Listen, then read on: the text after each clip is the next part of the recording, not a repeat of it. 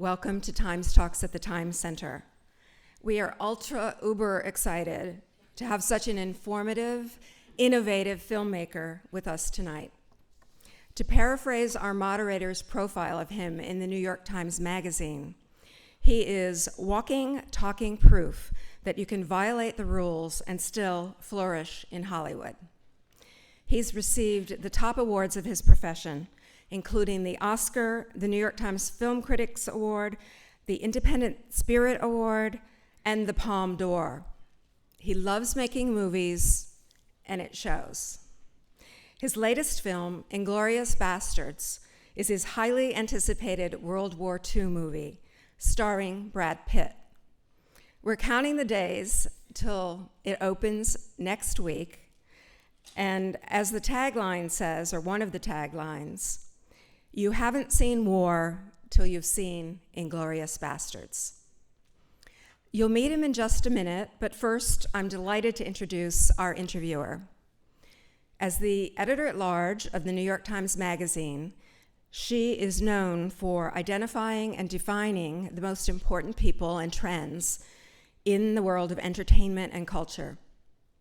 She wrote about tonight's guests before anyone else had written about how important his work is to the world of film. What truly sets her apart is that her work goes beyond the glamour and the glitz to show us something new and important about the world we live in. Please join me in welcoming New York Times Magazine editor-at-large, Lynn Hirschberg, and our very special guest, Quentin Tarantino.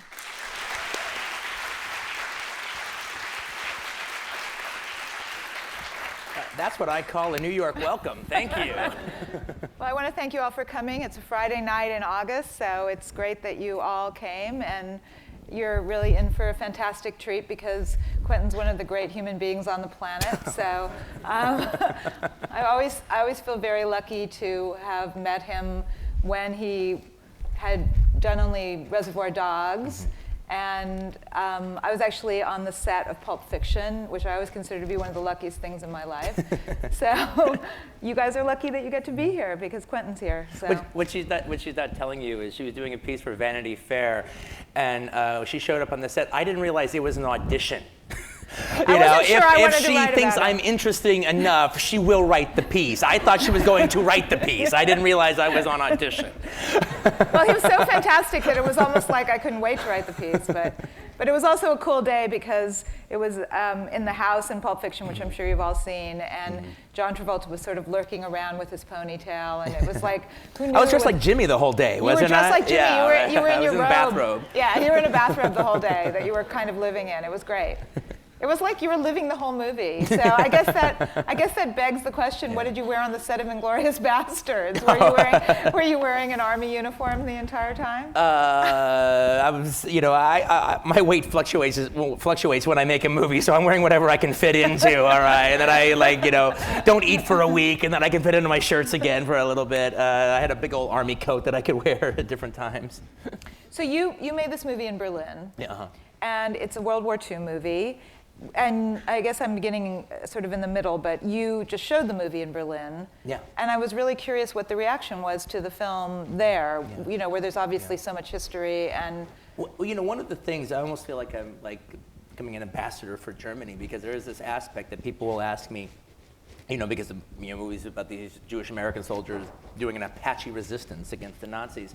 And people will, and we end up taking on the Third Reich in a big way. Anyway, the thing is, people would read the script and they go, They end up taking on the Third Reich in a huge way. Yeah. I mean, to say in a big way is kind of like a minor way of putting it. The whole movie is kind of like Quentin's revenge on the Third Reich in some very creative and interesting ways, which we'll see clips of in a minute. But and one of the things is people would say, I wonder how the Germans are going to take this. Yeah. I'd like to be a fly in the wall. All right. And the thing I have to remind them, I go, with the possible exception of Jews, if there's anybody that's had bringing down the Third Reich and killing Hitler fantasies, it's the last few generations of Germans, all right? They didn't do anything, all right? And they've been living under this shadow. I mean, just even the idea that, some of the German actors that I cast, probably not in fact, I know it's not the first time they've ever donned a Nazi uniform before. If you're a German male actor, that's just part of life. All right, you're gonna have to wear a Nazi uniform at one time or another. You know, I'm like, that's a hell of a thing. Yeah, right? definitely. You know, I mean, you know, just anyway. So I mean, wasn't it even sort of odd to even see, like, maybe in a costume truck or something, like lines of? You know, I was making. Oddly enough, it wasn't weird. It was more weird for the Germans, all right, you know, because you Americans and whatever, we know we're making a movie and the costumes and the stuff, and I mean, you know, like, you know, people don't really do it in America, but I mean, you could almost, it'd be bad taste, but you could almost wear a Nazi uniform for Halloween, almost, all right, not quite, but almost, all right. I'll just go with you on that. Well, I said almost. I said almost. Almost is not. You could. All right. It's okay. Almost. All right. But I mean, they have in Germany. I mean, like a zero tolerance for anything. Right. I mean, you know, well, one thing you can do in America, if you want to wear a swastika, you can. All right. They throw your ass in jail too. Sweet, you wear a swastika. Any kind of swastika, it just can't be. It just can't be. So there was this aspect of, like, you know, especially like for the German extras who are not necessarily, you know, working at movie sets all the time, that it's like, it's just really was disturbing to see gigantic swastika banners, you know, go from floor to ceiling and all that kind of pageantry and everything. But anyway, the thing about the movie, when we had the big premiere was... And that's last week. Yeah, it was just last week in Berlin. It was incredible. I mean, I can't ever imagine this ever happening again anywhere, because it was just a special thing. And one of the things is a friend of mine who was at the screening, who's been living in Germany for the last 5 years, said, God, you know, I got to say, there was some things against the Germans at the beginning that I was, you know, knowing the audience was full of Germans, I was cringing. And then some friends of mine explained the night, and they were just saying, no, but you have to understand something. That's nothing new for Germans. They're used to cringing in movies, all right? Especially when they deal with World War II, all right? That's just a common state of being if you're a German, all right? You just get over it, all right? They're used to it. And, you know, they're used to seeing through the eyes of guilt and stuff. And but what happens in the movie's very funny, and the thing is, it gets funnier and funnier as it goes on, and there's this kind of almost like, you know, and the story gets, you know, if I dare to say so, more thrilling as it goes on, and so there's this moment about kind of halfway through where a lot of comedy's going on, and they're laughing, and it's just kind of building and building, and the suspense is building, and, you know, and they've got these magnificent German actors in the movie, so they're also so proud that their actors are just killing it. I mean, they're just fucking killing it, all right? And at some point, it was like the German audience, like, wait a minute, we're watching a World War II movie and we're allowed to laugh. We're actually allowed to enjoy this movie, and that's maybe never happened. And so it was cathartic when the movie was over. And it, you know, and it ended exactly the way they wanted it to end, actually. Well, let's backtrack a bit, because this project was something that you've been working on for, I'm guessing, a decade? How long? Yeah, but I started writing it. I came up with the idea and started writing it around after Jackie Brown, so that'd be 98. Wow. So, and when you started writing it, did you conceive it in this form, or how did you start the process? Well, it was, the reason it took me so long is back then, I came up with the basic idea, especially of the two parallel stories, the Bastards and Shoshana's story and her thing. She's a young Jewish French girl who saw her whole family massacred by the Nazis, and she's been hiding out in Paris for the last 4 years, and surviving, basically. But I remember back then you reading to me the scene that begins the movie, essentially. Yeah. And so you had that done 10 years ago. Yes, I did, yeah. The thing is, I came up with all the characters, most of the characters, and I wrote, the movie's broken up into chapters, and so I wrote so there's 5 chapters. I wrote the first 2 chapters back then, which are kind of the Sergio Leone introduction. Everyone has a 20-minute introduction in this movie. All right, but the thing was, I had a different storyline in mind, and I was following a different scenario, and it was just too big. it was just too all-encompassing. And at a certain point, I realized that it wouldn't be a movie. I mean, it could be a mini-series, but it wouldn't be a movie. And and especially with my Sergio Leone-itis, which was really going crazy at that time, I could not introduce a character without giving them 20 minutes, for their introduction. And then I had, there was no mission, just a bunch of guys. I was scared to write the story because I was already at 300 pages or whatever. And you write longhand. Yeah, exactly. And so it was like a thing where, there was rumors that I was having writer's block. I had the opposite of writer's block. I could not stop writing. And also the fact that it was like, that at that time, it would have been my first original after Pulp Fiction. So I was understandably precious about it.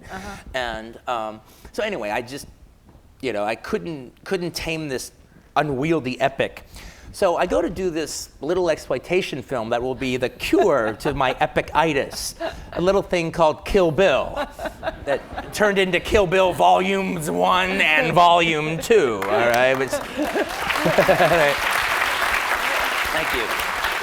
Just kind of let you know where I was coming from at that time. So when I came back to it in And that was supposed to be like a little, that was palate cleanser. That was exactly. it cleansed my palate, that's for sure. All right. And so anyway, when I came back to the piece in 2008, in fact, I even thought at one time about maybe not doing it at all, thinking about like maybe that time has passed and there was a time and that time's gone. But I knew I had to finish writing it because it was just inside me and I had to get it out. I was afraid that I wouldn't be able to come up with anything while that was still in there. Even if it ended up just being something I wrote and throw in a drawer and never did, I had to get it out. Like I have to climb this mountain before I can see the other mountains. Right. Now that's not what happened. I ended up really wanting to do it once I got into it. But I considered it for a second. And so the thing was, when I went back to it, I realized this story just wasn't going to work. So I came up with a new scenario. And the new story that the film follows is the story of Frederick Zoller, who's basically the German Audie Murphy. He's a huge German war hero who's done this like really incredible thing.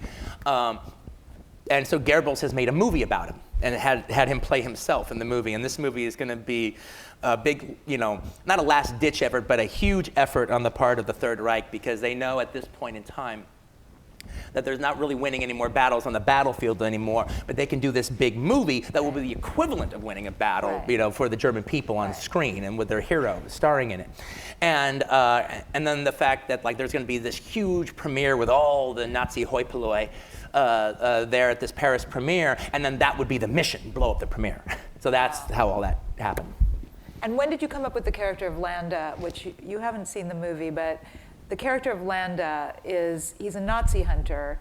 He's a Jew hunter. He's a Jew hunter. The opposite of a Nazi hunter, excuse me. I know, but I was trying Wiesenthal's a Nazi hunter. I was trying to make this other point, and so my brain clouded. But that point I was trying to make, actually, which I noticed, which I was thinking about today when I was thinking about I was going to talk to you, the one thing I've never talked to you about, which I feel like is so profound, which you guys will all scoff now, is that your heroes are always anti-heroes. They're almost always villains. Yeah. I mean, your heroes are always, so it's not dark exactly because they're kind of weirdly light villains. I mean, in terms of their happiness with villainy. But they're never, again and again and again, you wouldn't call them classic heroes. I mean, in the sense of the heroic leading man, like Frederick Zoller even. Yeah. I mean, is that something that you think about when you're writing? I actually really try to have morality not even be an issue at all right, when it comes to my characters. No, but it's so interesting. I mean, I don't want that to have any play whatsoever.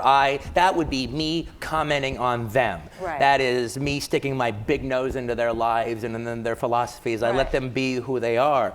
And my just feeling is, I just want the same rights that a novelist has. I mean, like, we lived through the 80s where like fucking every Hollywood movie, everyone had to be likable and everybody had to be understandable, and the test scores were like, oh, well, we didn't like him, so we got to change every goddamn thing, and I didn't make movies at that time, but I was watching them and I said, I'm not going to make that crap. And And I just want the same freedom that a novelist has. I mean, you can make a novel, you can write a novel about a bastard, but it can be totally interesting. Completely, and that's know? what's so. I mean, if you think about Michael, I mean, from the very beginning in Reservoir Dogs. That's been your philosophy forever, I all know, right? my philosophy forever has been it doesn't matter what you're like as long as you're interesting. Yeah. So my feeling is, interest is everything. I mean, I'm actually paraphrasing John Huston, who, when he was on when he was very old, was talking to somebody, and they said, what was the thing of your life that was most important? And was it women? Was it a great meal? Was it making the movies? And he said, interest. Interest was the thing that, and to me, that's what's so fascinating about all your characters is that they're always, always, always interesting. And chief among them is Landa, who in a million years as a Jew hunter, I would never have thought I would find compelling. Well, it's complicated. Yeah, right? it's very complicated. Right? But one of the things, though, is, I mean, part of my thing with, look, I do love the fact that on one hand, he appears to be evil. I can't judge my characters. Right. I like them all. Right. But he appears to be evil. At the same time, I love the fact that he's disturbingly charismatic. He's Right. disturbingly compelling. Yes. There is this aspect that you want him to figure out the bastard's plan, not because you want the bastard's plan to be foiled. You just want to see what he would do. Right, exactly. And you kind of don't want him to disappoint you either. You want him to be as brilliant as you think he is. And but I think the big thing about it is he's a detective, and he's just a great detective. He's just a great detective, and you just, especially somebody like you can't help but admire somebody who's great at their job. Right. All right. Be a Jew hunter or not. All right. He's the best. And he's really interesting. And and there is this aspect of there's the movie has a lot of different interrogations that happen in the film, and he conducts a bunch of them, and it was just fun writing him because it's all a complete act of theater. Every single solitary thing he does, it really is just to get inside their brains and monkey with them. I'll just give you an example. There's the French farmer in the film, in that opening scene. He takes out a pipe and smokes it. And at some point in the interrogation, Landa asks, may I smoke my pipe as well? And he says, yes, by all means. And then he comes out with this calabash, all right, which is the Sherlock Holmes pipe, all right? It always gets a big laugh right at that moment. He's got this big-ass calabash. And in the script, I actually had him use that calabash twice more, just in little bits. It wasn't important stuff. You saw him with it, like he's thinking or something. And the thing was, so I'm getting together. So I'm working with Christoph, and we just had a really wonderful. Christoph Waltz, who plays Landa. Yes. We had a really wonderful relationship as far as the way we had decided to attack the character, because basically, he knew I knew this guy, and I knew his whole backstory and everything, and. But the thing about it is, rather than dictate to Christoph, it was more like, I would almost be more like Landa. I would ask him questions about Landa and propose different ideas and ask him his opinion on them. Like, well, what do you think? Is this you or is this not you? Like, for instance, one of the things so we were having dinner and talking about the different ways Landa is. And I go, now I know in the script that, you take out the pipe and it actually has that it's your pipe. It's definitely your pipe in the script. But let me ask you a question. Does Landa even smoke a pipe? I mean, maybe that's just a prop, because you see, Landa's going to know everything about this French farmer that he possibly can before he shows up. So he's going to know the guy smokes a pipe. So maybe he doesn't smoke a pipe. Maybe that's just a prop, and he just brings it out at a certain point, and he picks the Sherlock Holmes pipe to say, I fucking know what you're talking about, man. I got you. I got you. And mine is bigger than yours. All right, I'm figuring you out. Just know I'm on you.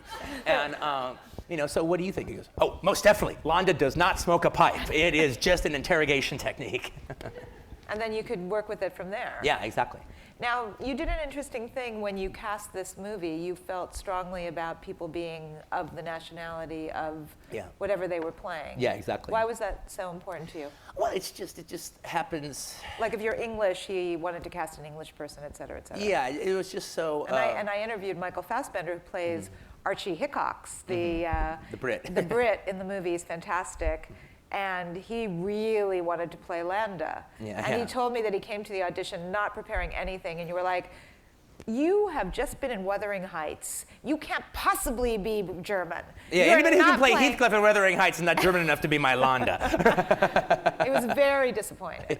So you must have had other people who were like, well, I'm American, but I can do German. Yeah, no, I wasn't playing that game at all. All right, you know, the Germans had to be German. Not only that they had to be German, they couldn't be Swiss, they couldn't be Dutch, they couldn't be Danish. Sorry, Max von Sydow, see you later, Rutger Hauer, you know. Because, you know. I would like to be there for See You Later, Rutger Hauer. You know. Too bad, Rutger. This was your moment, but no. Yeah, no, if there was a Dutch guy, you got the part. But there wasn't, you know. But the thing is, it's just, you know, it's just so easy to fudge. I mean, half the time you see these movies, you know, it's like the Dutch are playing Germans, and because well, they all look alike, right? You know, no, they don't. And not only that, it's like the whole movie is, you know, a case can be made that one of the things that the movie is about is language. And it has to bear scrutiny in these countries, all right? And so, yes, there's a lot of Dutch that can speak German. That doesn't mean they speak it like a German. Right. And like I mean, people die in this movie because they don't speak German the correct way, and they're trying to. Right. I mean, there is a big aspect in this film that I think gets lost in a lot of World War II movies that I think is very fascinating. World War II was the last time a whole bunch of white people fought a whole other bunch of white people. All right, you know, we've tried to avoid that ever since. All right, and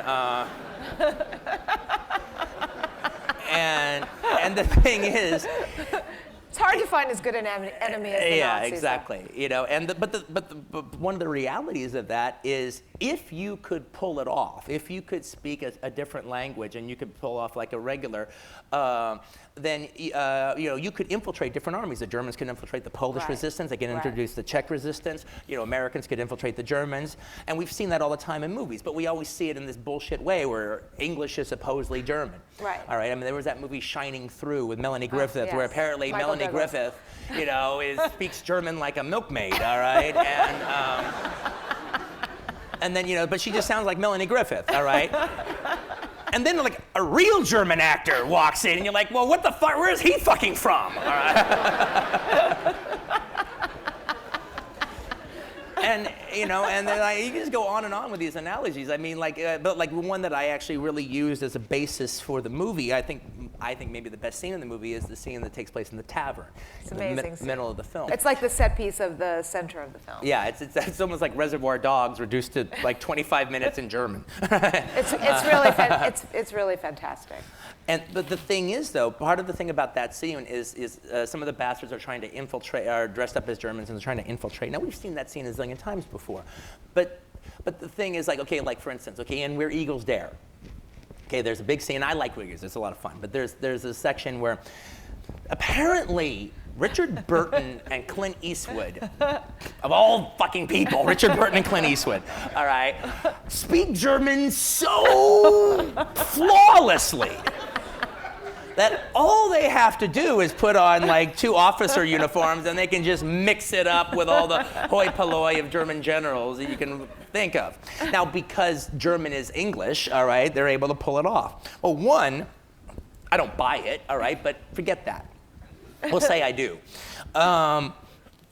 To me, they're missing the most exciting, suspenseful part of the movie. Because if it was German and they had to pull it off, I mean, I would imagine in real life, that would be far more suspenseful than Right. gallivanting Right. around on ski lifts. I mean, Right. that would be Right. fucking Right. horribly exciting and Yeah. horribly suspenseful and Yeah. murderous. All right, Yeah. the tension. And so to me, but that's something that's been lost in all these World War II movies by not going that way. So I Is went that there way. anyone that has actually gone that way? I can't think of one. Well, that you would- well, not exactly in my. I mean, look, there's been other movies where the Germans speak German. I mean, They you know, almost always have it- the Longest Day, for instance, you Yeah. know, is like, you know, one of the better examples. And that's the best part of that movie is the Yeah. Bernard Wicki German part of The Longest Day. It's the best part. But they so often have English accents. Yeah, and yeah, exactly. You would think the Third Reich started at the Old Vic. All right, you know, Christopher Plummer and Peter O'Toole. All right, you know, gallivanting around. I mean, it's so often the case that they're British. But my feeling though about this is, some people have, do you think that's a risky commercial move? I actually think it might be unconventional wisdom, but I think it'll prove to be the wisdom, because I actually think, especially if you're talking about young people going and see the movie, okay, when they all speak English and they fudge the accents or fudge the dialogue or fudge the language and everything like that, I think those are the things that make those movies look old-fashioned. They feel like they were made in 1966, all right? They just feel quaint. You don't quite buy them. It's a contrivance that we put up with for a long time, and we're over it. Yeah. I mean, the idea of like watching an Iraqi war movie where the Iraqis would be speaking English to each other would be unfathomable, all right? Well, this is unfathomable as far as I'm concerned. Yeah. Now, did you, I know in general you've seen a lot of war movies. Did you really see a lot of war movies when you were writing, or did you try to stay away from them? What I found myself watching was not necessarily the genre I set out to do, all right, because But wouldn't you say you set out to do like a few genres at once? well, it becomes that way. Yeah, It becomes yeah, that way. I mean, yeah. but usually my starting off point is something very basic, and this is like there's subgenre like westerns. There's subgenres inside of war films, and the subgenre I was jumping off is the bunch of guys on a mission war movie. Right. And now that's the idea, is to start with there, and then it's going to expand, and I don't know where it's going to go, but that's the hope. It's going to go somewhere else. But it'll hopefully still deliver some of the pleasures of that genre. I just sprayed on that. I'm sorry.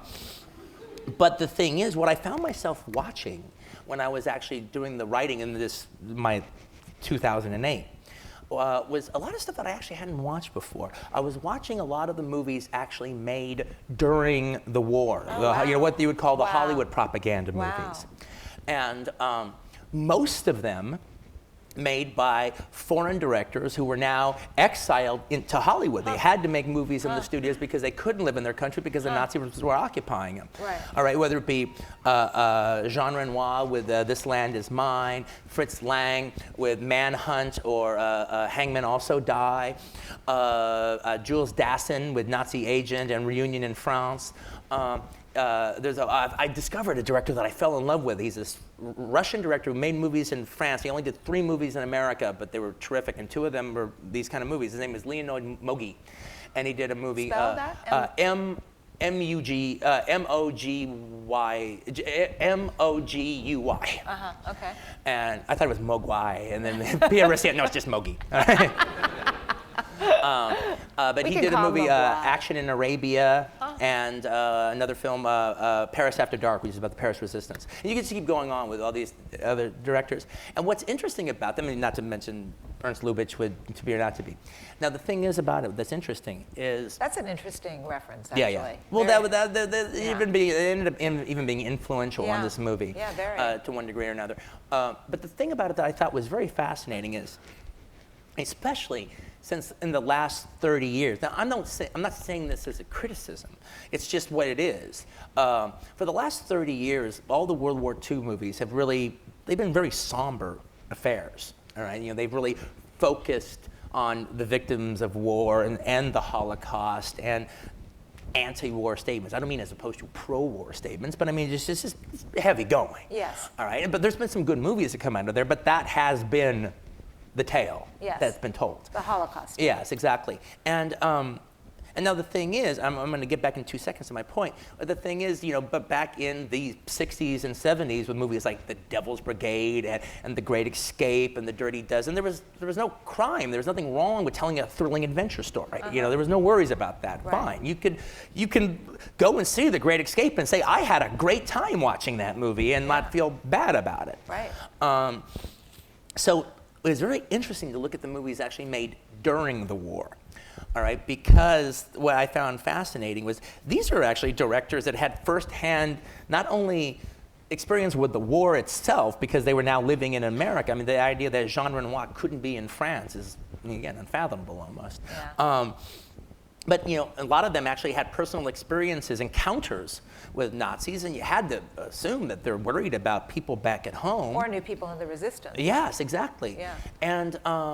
And so the thing about it was, yet you watch these movies, and it's shocking how entertaining they are. Huh. They usually build to some big moment where a character gives a big speech against the Nazis, or because that's like the one thing you would not be able to do in a Right. Nazi-occupied country, and it usually Right. means their death. But that's the big crescendo moment.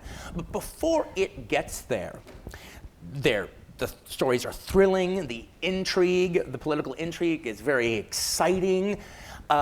And they're actually, oftentimes, they're quite funny. Not so much that they go for comedy, with the exception of The Great Dictator or To Be or Not to Be, but they actually, the dialogue is so damn witty. Right. All right, it's just that 40s great Hollywood dialogue, Yeah. that they had. Dudley Nichols writing her stuff. And like George Sanders is in almost every fucking one of them. So naturally the dialogue is great. Every time he opens his mouth, it's just fantastic.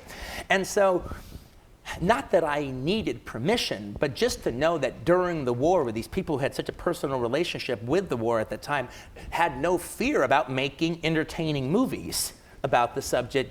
It didn't give me license, because I already had license, but it just made me feel even more empowered, you might say. Did you base the Bastards on any particular characters, or did you have just in your mind a group of Jews?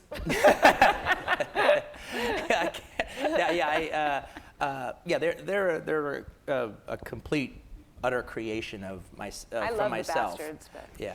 However, one thing that I actually found, and I found it out from John Milius when he's a war expert and one of Hollywood's great raconteurs, and. Is he a war expert about all wars or just war? Actually, yeah, he's about all wars. I mean, he'll tell you about the Napoleonic War. Wow. He'll tell you about Vikings. He knows He knows it wars. all. He knows it all. And so I came up with this idea of the Bastards and kind of how they would be and how they would do, and I brought it up to him, and he goes, "Well, that didn't happen that I know of, but what you're talking about, this kind of Jews threatening the Nazis when captured, that happened a lot." I go, "What do you mean?" He goes, "Well, basically, a Nazi would get captured during wartime, whether it's Sicily or France or wherever. A Nazi would be captured, and they'd interrogate him, and they'd just say, 'Look, here's the deal. I'm a nice guy, but you got to tell us what we want to know, because if you don't, we're going to give you to our Jew. And if we give you to our, it's just going to be bad. All right, you want to talk to me. You don't want to talk to Irving. All right, I promise you. He's just not down with this whole master race thing. He's got something really to prove, and so I would tell me, or else we're going to give you to Irving." And I thought, oh, well, that's really interesting. And how often do you think they talked to? Did they wait to see Irving, or did they give it up? Well, it's I would imagine a lot of them told what's going on, actually. But one of the things I tried to do in the film, and like you saw a bit of it in the interrogation scene with the German sergeant that Aldo has, one of the things that I tried to do in this was, ultimately, at the end of the day, I do feel that everybody is everybody, all right? And it's just too easy to put black hats on anybody. And so the thing is, as much fun as there is to be had in the movie of, let's watch the Jews kick the shit out of the Nazis, well, that's there to be had. But I tried to make it complicated. Yeah. And like, for instance, in that German sergeant situation, under any criteria of bravery in the face of the enemy, that man passes the test. Right. Now, that doesn't mean you still can't have fun watching the scene, but it's complicated fun now. Right. He's a brave soldier. There's no two, three, Right. four ways about it. Yeah, right. It's true. Now, how did you find him? How did you find that actor? Was he? That actor, Richard Samuels. He's one of the German actors that I had seen in a few things before. That guy's awesome, man. I mean, he has a face right out of a Sergio Leone movie. I mean, I'm telling you, if Sergio Leone was making movies, that guy would be in them. Yeah. And that was actually a situation where I don't know if the character actually had that much dignity on the page, but I wanted that guy. Right. And talking to him, and frankly, he wanted to work with me, but he wasn't down. I think I put on my last Nazi uniform. I'm going to talk to you about it. Huh. But I'm not really happy about putting on a Nazi uniform.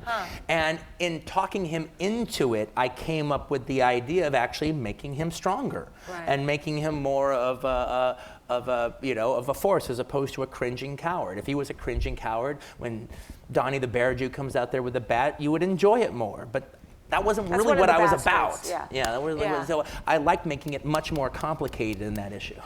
But part of that was actually just to get him to play the role. Really? Because he said otherwise, Yeah, it was, he wanted to work with me, but he just wasn't on the page as far as he was concerned, and he doesn't want to just put on a Nazi uniform there has to be a reason.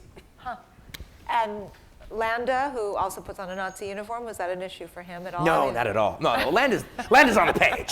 Right, Landa was definitely on the page. No, but I just wonder if there's any trepidation at all about, playing a Nazi, essentially, even though he's a brilliant character. Look, some German actors definitely have that. That was not a problem with Landa.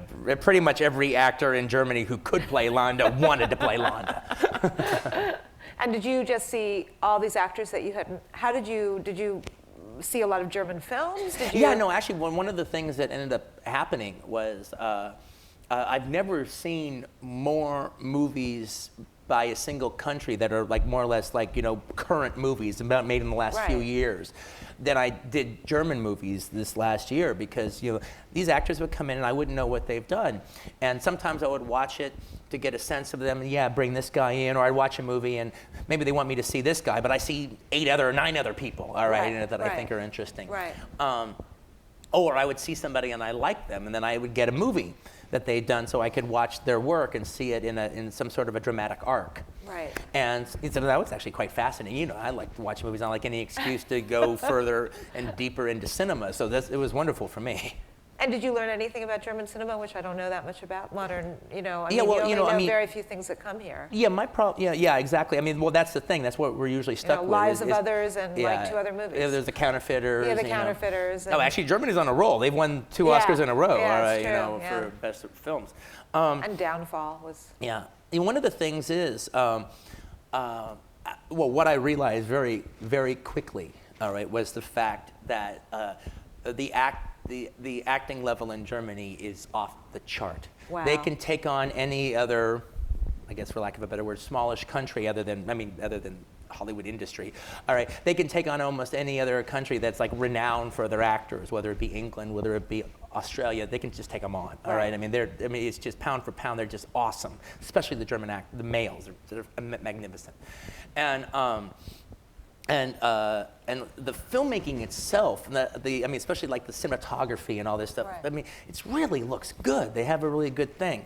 And I'm not painting this with a wide brush. This is I don't mean this 100%, but there are terrific German directors. Tom Tickler is fantastic. Faith Anakin is terrific, and of course there's the older directors. But it seems to me what the industry needs more than anything is it needs more auteurs. The films are entertaining, but they're also kind of similar to TV movies at the same time. They look good, but it is the thing that I felt that a lot of them. I'd watch the movie, and then if I stopped it in the middle, even though I enjoyed it, I might never start it again. It wasn't compelling enough to take it all the way to the end, even though I liked it.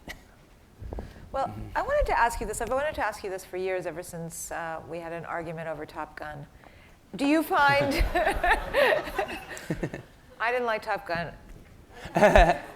I'm not quite as passionate about it anymore. He's given up his passion for it, but he was throwing napkins at my head because I was being negative about it. But anyway, do you try to find things that you like about every movie? Do you find yourself trying to root for a movie when you watch it? Is that your basic sort of orientation? If I'm sitting down to watch a movie, I want to like it, all right? I know, but do you try to find things? You're so wonderfully, I love this about you.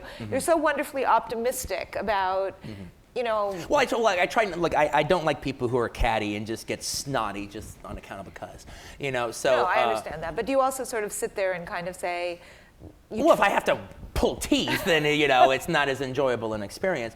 But I don't want to bend over backwards. But I don't feel like you have to. I think you actually see I mean, have you always sort of just seen the good in movies? Well, look, there's a whole, like I like exploitation cinema and stuff, Filipino exploitation cinema, Italian exploitation cinema, which means that I'm forgiving a tremendous amount, all right?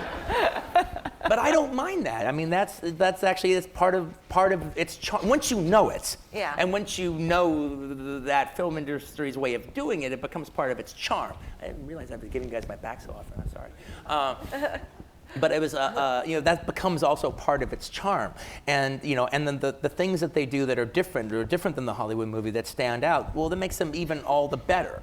I mean, that was the thing about growing up and seeing every exploitation movie that opened at the theaters. Part of the fun of that was basically, you have to drink a lot of milk before you can appreciate cream. Yes. And you have to drink a lot of milk that's gone bad, all right, before you can even appreciate milk.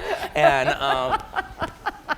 and the thing was, you just saw like tons of crappy movies every week, but then you'd see like a good one.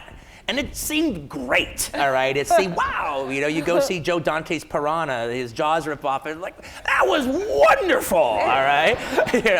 And actually that movie is wonderful. That's a really good movie. Yeah, but your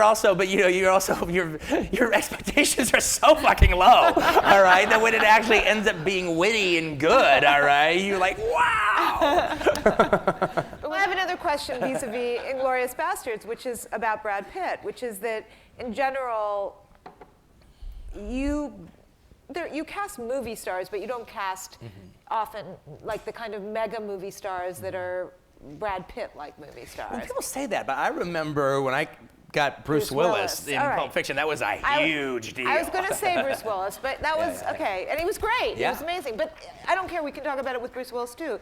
The question is, how does that change, or does it change, how you construct the scene, how you imagine the... maybe the schedule is a little bit more friendly to Brad than it was to Robert Forster, all right, but... but short of that, all right, not much at all. I mean, look, if 3 years ago we were on this stage and you were asking me, whoa, would you ever like to work with Brad Pitt? I would say, well, hell yeah, I'd love to work with Brad Pitt, but it doesn't work like that.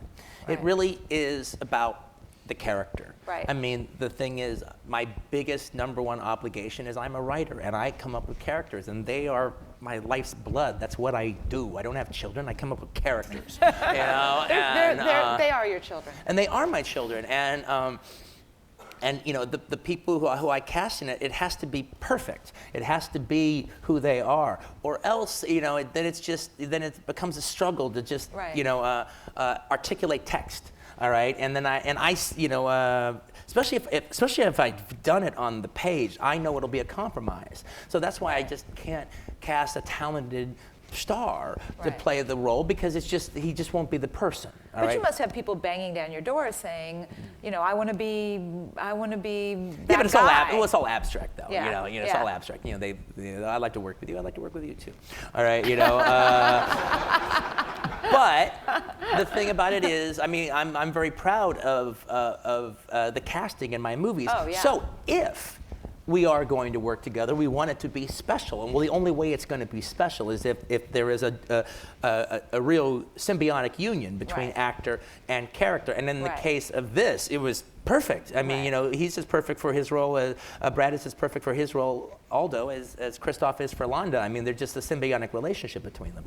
Did you find that another thing that's always intrigued me about you, and this goes back a bit to Kill Bill, is Kill Bill is very unique in that the movie is almost all constructed of women fighting with women. Yeah. And I mean, I've read a bazillion interviews with you, and I've actually no one's ever asked you about that. Was that difficult to stage, different to stage? Was it? It got better, all right? I mean, because it's a complicated equation. You're not used to seeing that, and yet you have to treat it as if it's another action scene, and they're genius scenes. I mean, really brilliant. I went back and watched it again, and what's so great about them in a way is it's like beyond female, because she's kick-ass beyond kick-ass, but you don't think of it as. Oh, Kill Bill is the first movie I've done as a director that doesn't take place in my normal universe. It really exists in a complete movie You live universe. in World War II? Well, no. But actually, the universe that Inglourious Basterds takes place in is the same one as True Romance, and It's more. I think you're not giving yourself enough credit. No. I'm not saying it's a bad thing. Okay. I'm saying it takes place in the same world. All right, Yeah. But We'll be together all together. Yeah, exactly. But the thing is, though, but Kill Bill takes place in a world that doesn't exist. It's a movie universe, and it's a complete world of my own making. And one of the things I like about that world is it's not a thing that the women could be magnificent warriors, and it's not treated as anything. It can be a given. All right, it's not an exception to the rule. All right, and also there's samurai sword holders on airplanes. When you walk in, everyone walks around with a samurai sword. All right. They don't make you check them in that universe. You can get through security. Yeah, but I like I always did like the idea that that's not an exception. It's not ever commented on in the movie that they're women who are doing this. It's just they have equal power. No, they have equal power, and it can be, shall we say, a girl-on-girl fight, but it doesn't come off as anything other than two warriors going at it. Yeah, It's not like, it's sexy in a way, but it's not meant to be like girls beating up on girls. It's really two warriors. Yeah. It's not a cat fight. I mean, there's nothing cat fighty about Lucy Liu and Uma facing off in that snow. Exactly. I mean, they are true embedded warriors. Exactly. But it's very, it seems to me you must have learned an enormous amount that informed the sequences in Inglourious Basterds, because just staging that amount of battle, it's an education as a director now. Well, yeah, it was one of the big things about Kill Bill was the fact that I had shot some action scenes in my movies before, but not really gone for it in a big way. And I've always just considered action directors to be the most cinematic of all filmmakers. That doesn't mean they're the best, but they are the most cinematic.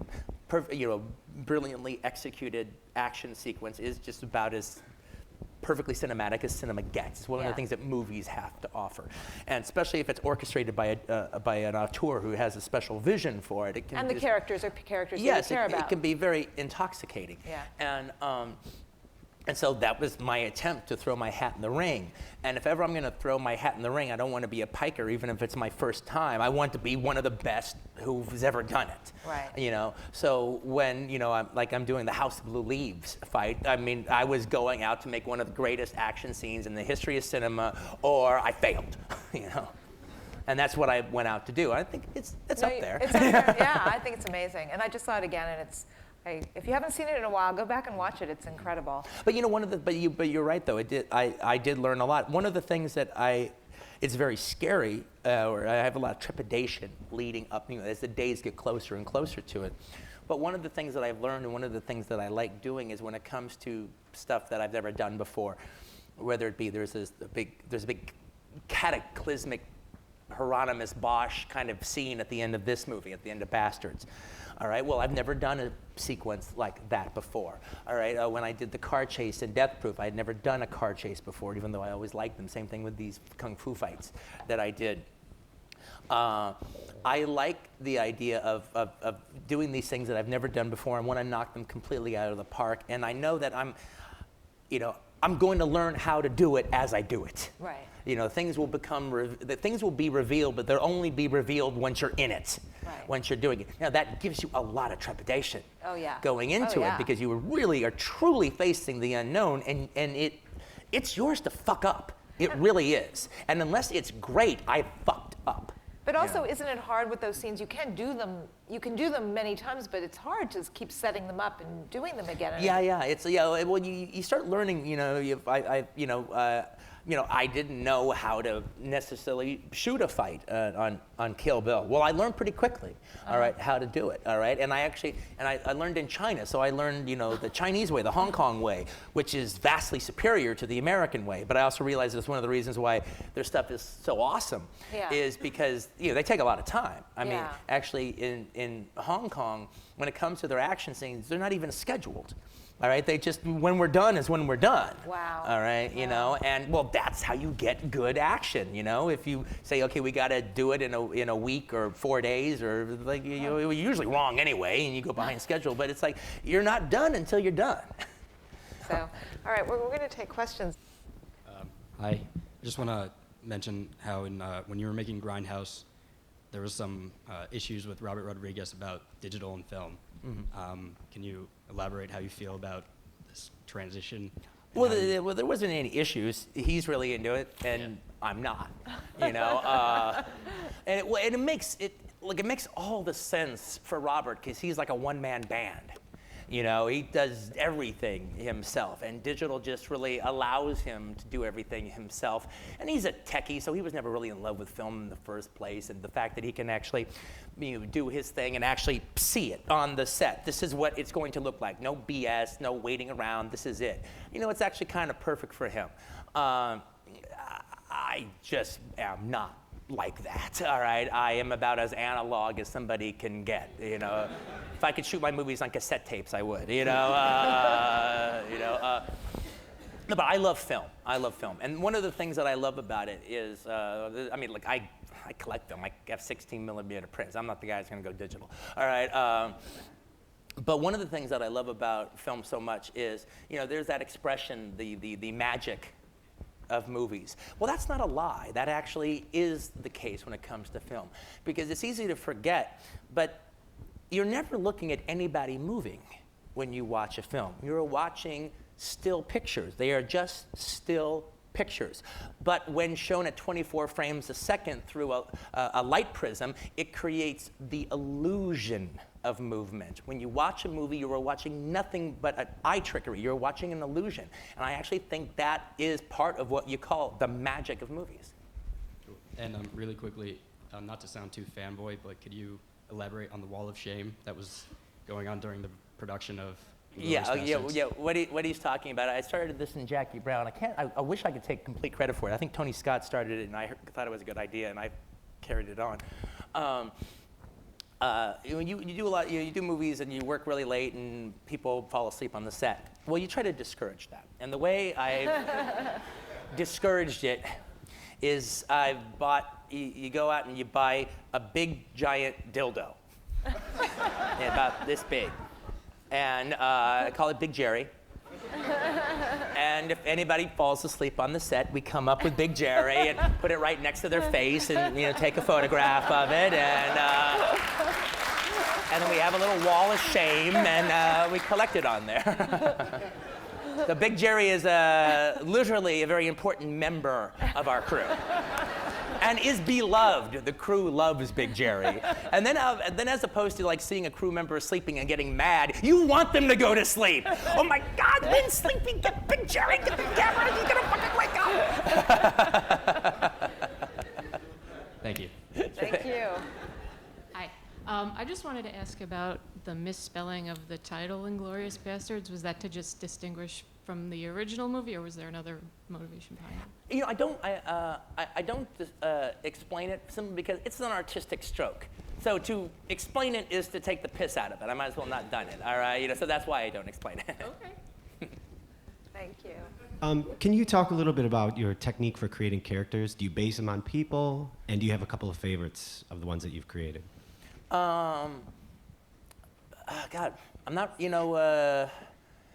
It's hard to ask a writer questions like that because you don't really know how you do what you do, some of them are based on people, they're based on ideas, they're based on me, they're based on things I've heard, and then that's like some of the things that are based on to get them started, but then they become themselves as you write. They just literally take shape and they take form, and the way you write them is to let them tell you. You don't lead them, they lead you. All right, and you discover things. They're always surprising you. In the case, again, you guys haven't seen the movie yet, but in the case of Colonel Hans Landa in this movie, part of the thing about his character is he's a linguistic genius and he speaks all these different languages. Well, I didn't know he spoke all those different languages at the beginning of it. He just kept being able to speak all these different languages. When it came up, if there's not, but if a Filipino walked in the movie, he'd be able to speak Tagalog. All right, it didn't happen, but he could do it. All right, he has that power, and it's part of the fun alchemy. All right, of literally just making these characters come alive and having them surprise you.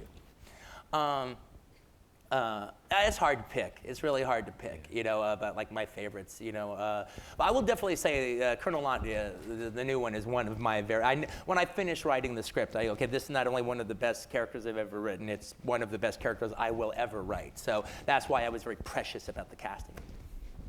Thank you. Oh, I guess this is sort of piggybacking on that question. But if you had to pick a character that most represents you or is most similar to you, what character would you say that it is, of the characters you've created? Well, there usually is some sort of... I think that you're in all of them. Yeah. There is usually some sort of stand-in for me at some point or another. But, it really is kind of subdivided. And then also, I'll become a character as I'm writing. I mean, what I mean is it's almost like a method actor. I just identify with one character, even if it's not me, identify with them. And then during the course of the writing, it's the one that I'm kind of seeing through their eyes, through the writing process. Like when I was writing Jackie Brown, I saw the world through Ordell's eyes. I just really identified with that character. And I could see myself being like him if I wasn't an artist. If I had, I could have saw myself being a crook like him. Not a killer, but more like a con man or something like the way he is. And I could see that, and I just identified with his point of view during the writing of it. During Kill Bill, I completely identified with the bride. And I like a year and a half writing that script. So for a year and a half, I was kind of looking through things with a feminine viewpoint, and. It's funny. The character in this movie there's a black Frenchman in the film named Marcel, who's a projectionist. I think he probably is the closest to me in the movie. He's the one that I identified the most with. Get some guys up there. Thank you.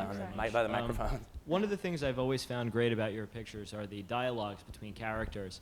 And one of the dialogues that I guess never made it into Pulp Fiction was the Elvis versus I love Beatles that fans. Mm-hmm. That's one of my favorite scenes of any one of your pictures. How did you determine to not put that in? I love that too. There was a big reason. When I wrote about there. him the first time, I put that in the piece, and then it wasn't in the movie. It was so upsetting. Genius. It's total genius. Well, there was a big reason, because when I came up with that she comes down with this video recorder and kind of does an impromptu interview. That was, I thought, a very neat idea at the time. And then during the making of the movie and as time went on, that was becoming this cliche in the 90s of characters, 20-something characters interviewing other 20-something characters with video cameras. It became like it was in every independent movie, along with the fucking goatees that everyone was wearing at that time. And, Reality Bites had it, Sleep With Me had it. I mean, it was almost du jour, all right? And I liked the scene, but I didn't think we needed it per se. But I just I didn't like the cliche aspect that I was becoming a troupe of the 90s. But the writing was really nice.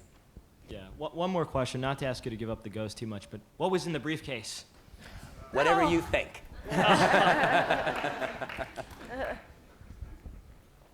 My question is about what inspires the various messages and genres that you do. For example, you go from female warriors in Kill Bill to, people who kill Nazis. And how do you find the circumstances that tell the message? And do the circumstances actually matter that much? Oh, that's an interesting question. Well, the thing that gets me started, that sends me on the road, is usually something very, very, very basic. Almost as simple as possible. I do like working in genres. I like genres. I can make a case that every movie is a genre movie. Eric Romer movies are genre movies. If you make a movie like him, you're kind of making an Eric Romer movie. All right. But my feeling though is, I like the fact that literally I start with nothing more than, in this case, a bunch of guys on a mission, World War II film. That's what gets me to sit down and write it. Wouldn't that be cool to do something like that? Now, then I start writing, and then the characters become the characters, and the scenario becomes the scenario, and it goes on its own way. And I'm hoping to explode those genres and go way beyond them, but hopefully still delivering the pleasures that they have to offer. But I actually think the simpler the better, as far as just the idea. I like Western, so just wanting to do a Western is enough at the very beginning. And then it grows and grows and becomes what it becomes. But also, I try not to. I don't ever deal with the subtext of the movie as I'm writing it. I keep it about the text. I keep it about the scenario and the moment-to-moment aspects of it. I know that there's a ton of subtext there. I know there's a lot of there, but I don't want to know that. That's taking care of itself. And I want it to just do its own thing.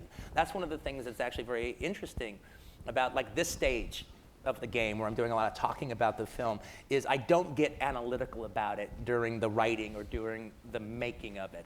Now is the fun time where I actually get to be analytical about it and see what it is I've actually done. Thank you. Thank you. Hey, do you really still carry the bad motherfucker wallet from Pulp Fiction? I had to retire it because it was getting too fucked up, all right? All right, so now my wallet is the pimp orderly buck, all right, from Kill Bill, the big El Paso pimpin' wallet. That's my wallet now. And show the shoes. Yeah, wearing Kill Bill shoes. Kill Bill. Hi, I'm interested in knowing how you select the music that you use in your film scores. I'm thinking primarily of Pulp Fiction. I mean, do you have a process where you try to seek out the perfect song for a scene, or is it something that just zaps you in the head at 3 o'clock in the morning, or how does that work? Well, it's kind of a mixed bag. I mean, normally when I come up with an idea and I'm thinking, okay, I'm going to sit down and write this now, it usually is a situation where I dive into my record collection or my music collection and just start looking for stuff. And I'm looking for basically the rhythm of the movie or the beat of the movie, the way it's going to play. And then, and then it keeps on going on. It starts before writing, it goes on, continues during writing, during production, and then finally into post-production. But like in that instance, per se, in the course of Pulp Fiction, surf music was the rhythm that I was going for. That would be the beat that the film was playing at. And I found what I thought was like some of the appropriate surf tunes to set that tone. And the reason I went with surf music, because I never really understood what the hell it had to do with surfing. To me, it always just sounded like rock and roll Ennio Morricone music. It always sounded like guitar-driven spaghetti western music. Right. When I actually thought Pulp Fiction played like a rock and roll spaghetti western to one degree or another. So that's why I went with that. I was just wondering, since a lot of your movies are so dialogue-driven, I was wondering if there were specific scenes from movies that you were most proud of, that you really enjoyed writing the most, and that you really couldn't wait to see how they played out. Yeah, well, hopefully every movie has at least 3 scenes like that. Right. That's a pretty good ratio. But Already, if you keep that going. like, what were your favorites? Yeah. Well, I think until I did the opening scene in this movie, I had one that had yet to be topped, and that was the Sicilian speech between Dennis Hopper and Christopher Walken in True Romance.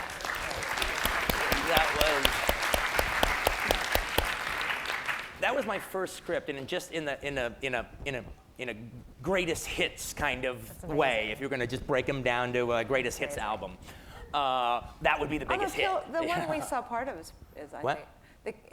Bill and the Bride. Oh no, I agree. I just do think though that reached a certain level that hadn't been topped. Right. And everything was just maybe vaguely under it. I mean, something could work even better than that because it has more emotional resonance by the time you get to it in the movie. But it's just a standalone.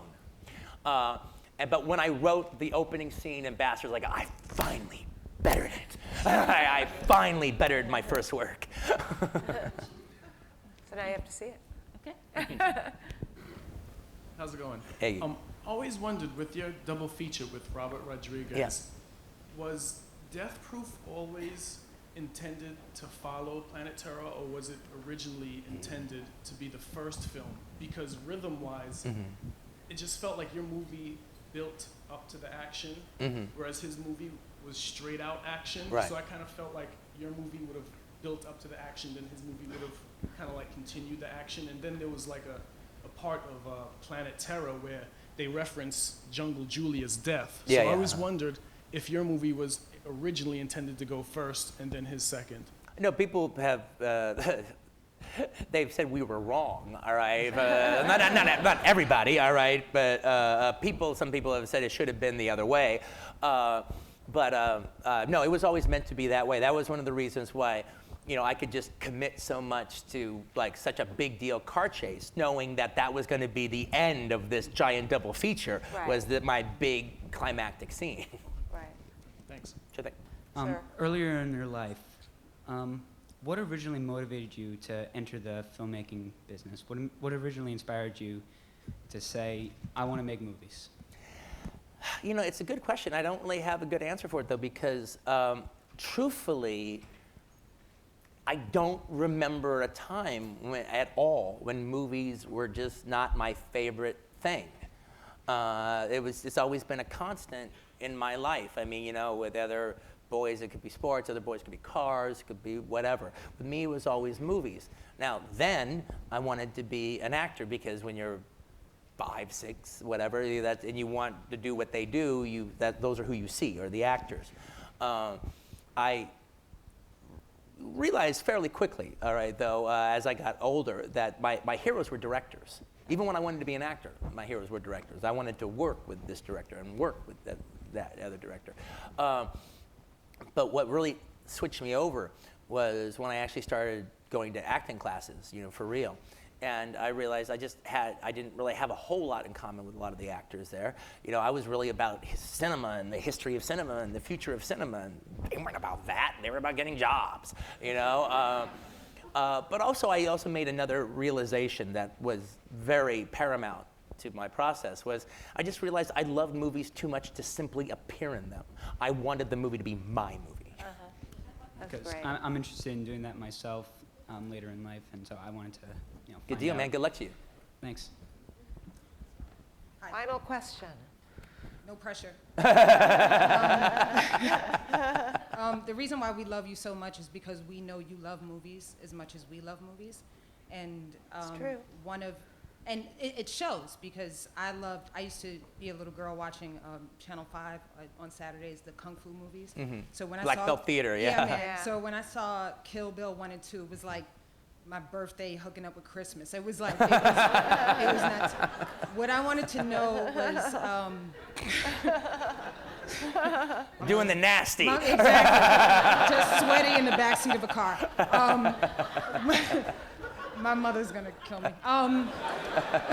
What I wanted to know is when we come out of these movies and we have this kind of high, this movie lover, cinephile high, what was the last movie that you saw where you experienced that high? Oh man, that's a great question for the last one. My God. Yeah.